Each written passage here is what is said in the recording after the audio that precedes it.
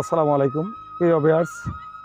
শুরুতেই প্রিয় দেশবাসী, আপনাদের দেশের বাইরে এবং যারা দেশে আছেন প্রত্যেকে আমি সালাম জানাই। আসসালামু আলাইকুম।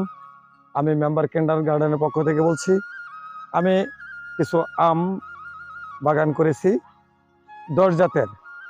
আপনার আছে আম্রপালি, ব্যানানা, হাড়িভাঙ্গা এবং সারা বছরে ইন্ডিয়ান একটা জাত আছে, নামটা আমি বলতে পারতেছি না। এইভাবে এই গাছের বয়স হচ্ছে আপনার 1 বছর।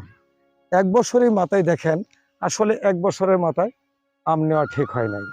মূলত মূলত 2 বছর আপনি বীজ দিবেন, বীজ দেওয়ার পরে তারপর আম নেবেন, তাহলে আমও বেশি হবে এবং গাছটাও সতেজ থাকবে।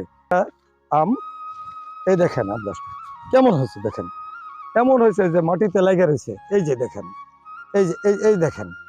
তো যাই হোক, আম তো জানি, আমের সম্পর্কে কিছু বলার কিছু থাকে না। আম অত্যন্ত একটা ভালো মানের ফল। তা আম গাছ এখানে প্রায় 85টা আম গাছ আছে।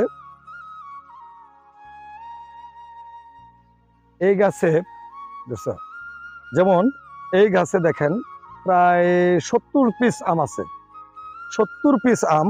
এটা হলো ইন্ডিয়ান ব্যানানা করে কয়, ইন্ডিয়ান জাতের একটা আম ব্যানানা। এই গাছটার মধ্যে 70 পিস আম আছে। এইভাবে প্রত্যেকটা গাছের মধ্যেই দেখা গেছে আপনার, এই দেখেন আম মাটিতে ঝুলে রয়েছে এই আমগুলা। এই গাছটার মধ্যে 70 পিস আম আছে। আর এই গাছটা দেখেন, এই যে এখানে আছে প্রায় 35টি আম আছে। এই পুরো গাছটার মধ্যে 35টা আম আছে এইদিকে। যাই হোক প্রিয় ভিউয়ার্স, যদি কারো উন্নত জাতের আমের চারা পেতে চান তাহলে আমার স্ক্রিনে নাম্বার দেওয়া থাকবে, আমার সাথে যোগাযোগ করবেন। আমি ভালো ভালো উন্নত জাতের আমের চারা আমার কাছে আছে। আমি কোরিয়ানে যদি কেউ নিতে চান আমি কোরিয়ানেও দিতে পারবো, সরাসরি যদি নিতে চান সরাসরি দিতে পারবো। ধন্যবাদ সবাইকে।